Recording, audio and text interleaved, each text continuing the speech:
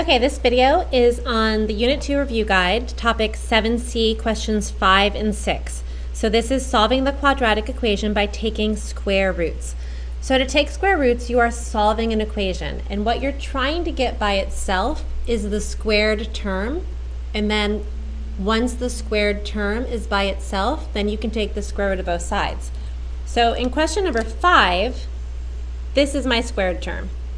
So I'm trying to get that term by itself. So it almost looks like a two-step equation here, right? So I've got something multiplied and I've got something added. So we know to solve an equation that we're always going to get rid of this part first. We're always going to add or subtract. So I'm going to do minus 18 minus 18. That gives me 4x squared.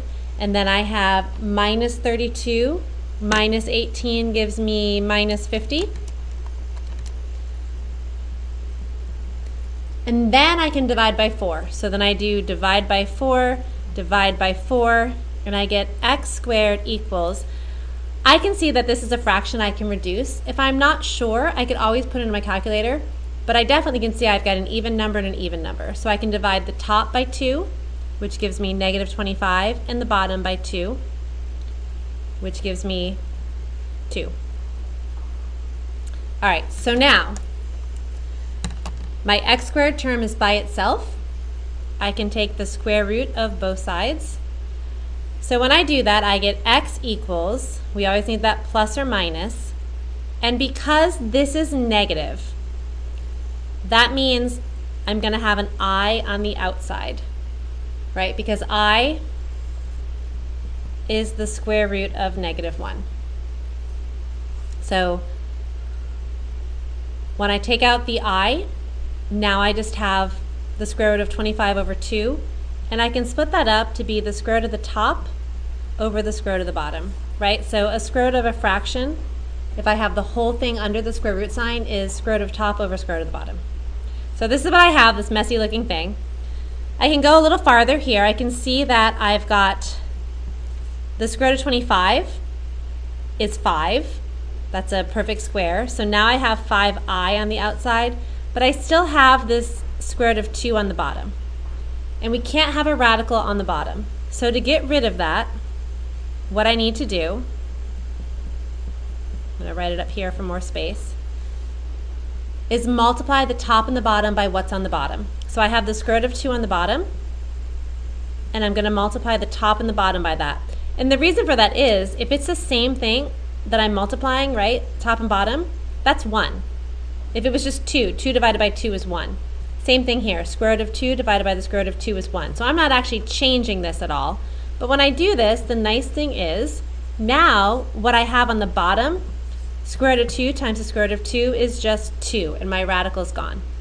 Now on the top, that is an outside, and this is inside, and we don't mix outside and inside. So this is just plus or minus 5i times the square root of 2. It's not 10i, it's not the square root of 10i, right? Outside, inside, they don't mix. So that is my final answer. There's nothing to simplify in here. That's a prime number. So my final answer is plus or minus 5i times the square root of 2 over 2. Now, number 6 looks a little different.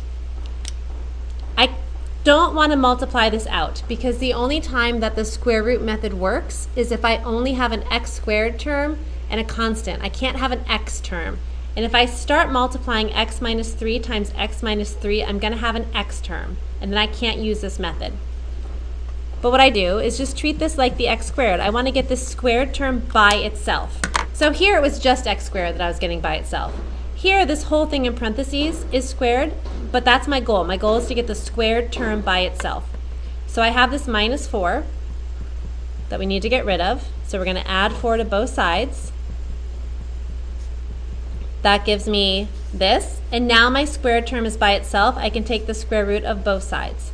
So the square root of this is just x minus 3, and this is plus or minus the square root of 48. Now, I have a radical. We're going to see if we can simplify this at all. So I'm going to write it up here, and I'm going to start doing a prime factor tree. It's even, so I know I can divide by 2, cross off the 48. Same thing, 24 is even. divide by 2, cross that off because I'm done with it. 12 is even, divide by 2, and 6 is also even. So again, I've crossed off the numbers after I write their multiples down because I don't want to get confused and think that those are left. So what I have is a group of 2's here and a group of 2's here, and I'm going to highlight my poor leftover guy. There's my leftover. So again, I talk about this like it's Friday night. You get to go out if you have a date. If you don't have a date, you stay in. So these 2's have dates. And when you go on a date, you only take one car. So when they come out, they only come out as one. So this is equal to, I have a 2 here. That's 1 2 coming out. A 2 here is another 2 coming out, and this poor 3 stays. So this is 2 times 2, which is 4 times the square root of 3. So instead of this, I can write x minus 3 equals plus or minus 4 times the square root of 3. And I can check and make sure that I've done that correctly by putting in my original problem, which is the square root of 48. I got that long decimal.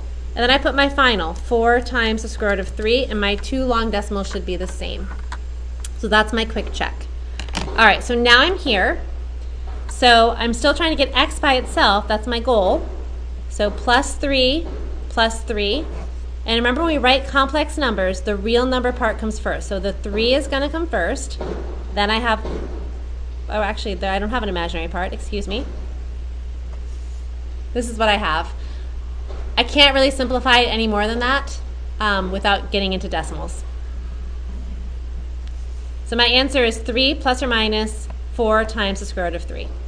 Those are my two answers. So one answer would be 3 plus 4 times the square root of 3, and the other one is 3 minus 4 times the square root of 3.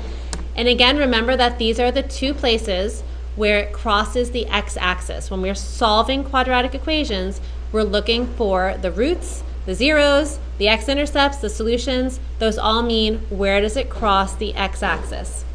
Same thing with this one. These are the two spots, but they're imaginary. So in this one, you wouldn't see it cross the x-axis because our x-axis is only showing real numbers. So this one you wouldn't see it, wouldn't use this for this one. But this one you would see two definite spots. So you could actually graph and kind of check. You go to y equals, and you could say, okay, I've got x minus 3 squared minus 4, and then I need to bring over that, oops, I'll move it over. I need to move over that 44. I'm going to do minus 44. And I don't even have to combine these like terms because my calculator can do that for me. But I'm going to hit graph. And you can see it crosses in these two spots. And we can go over a little bit more when we talk about graphing on how to actually find the exact spots. But you can definitely see it crosses in two spots. This one looks like it's 1, 2, 3. It's a near 4. And 1, 2, 3, 4, 5, 6, 7, 8, 9, 10, near 10. So near negative 4 and near 10. And if I was to maybe do these on my calculator, 3 plus 4 times the square root of 3, that's the one that's close to 10. 3 minus 4 times the square root of 3, that's the one that's close to negative 4. We looked at the graph and we said it looks like it's close to 10 and negative 4. And when I put these in, that's what I get. So we know we did this one correctly.